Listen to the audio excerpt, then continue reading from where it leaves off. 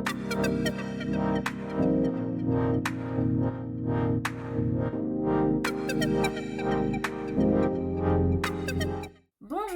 et bienvenue dans Le Saviez-vous, votre rendez-vous hebdomadaire pour redécouvrir les secrets, les anecdotes et les légendes de notre région. Aujourd'hui, nous allons lever la poussière sur une histoire vieille de près de 2 siècles. Une légende qui nous emmène au village de Deigné, dans le vallon des Chantoirs, près de Remouchamps. Voici le récit du dernier Nuton. Thomas et son épouse, Gareth, vivaient là, avec leur petit garçon, Pierre. Cette année-là, les récoltes étaient maigres. En voyant son champ de seigle presque vide, Thomas, désespéré, s'écria « Champ ingrat, où je me suis donné tant de mal! Je te souhaite au diable avec ta récolte de misère! » Un souffle de vent passa, et son fils Pierre crut entendre une voix murmurer « Merci !» Thomas, glacé, craignit d'avoir malgré lui parlé au diable lui-même. Quelques mois passèrent, Pierre restait en bonne santé, mais le champ, lui, portait une récolte abondante, plus belle que jamais. Alors que Thomas fauchait ses épis, un inconnu s'approcha un bouc à ses côtés. « Cette récolte, c'est à moi, » dit-il. « Et ton fils Pierre aussi. Tu as fait un marché avec le diable. » Thomas, désespéré, supplia. Finalement, le diable proposa une épreuve. « Rendez-vous le lendemain, au bord de l'Amblève.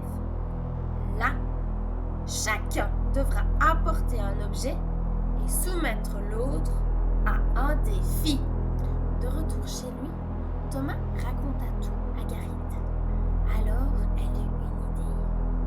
Demander l'aide de Glawen, le dernier Nuton des grottes de Remouchamps. Elle lui avait sauvé la vie autrefois, et, en reconnaissance, il avait promis son aide. Glawen accepta. Ensemble, ils préparèrent le défi. Le lendemain, au bord de l'Amblève, le diable arriva avec son bouc.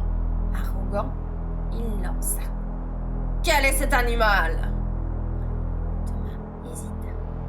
Mais Glawen, déguisé, souffla la réponse. « C'est un bouc. On le voit à sa barbe et à ses pieds fourchus. » Le diable, dépité, dut s'incliner. Alors Thomas sortit son allié de sa cachette et lança. « À toi maintenant! Qu'est ceci? » Le diable tourna autour de Glawen, l'examina, mais ne sut répondre.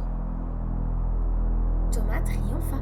« C'est Glawen, le Nuton! » La première manche était gagnée, mais restait une seconde épreuve. Thomas tendit au diable un cheveu crépus de Glawen.